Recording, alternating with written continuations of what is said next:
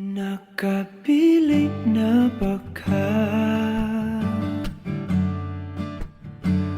kung kinsa sa among duha ang piliun mong makauban ug ipaila-ilas kini kanan. Gihatag ko na ang tanan ug ihatag ko pa ang tanan. Apan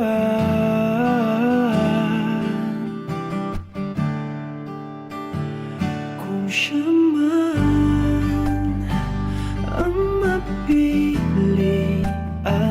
wa ko'y mahimo ana, pero sakit lang gyud kaayo kung siya man ang maswertehan. Mo palayo na ko ninyo ug ihilak na lang sa tako.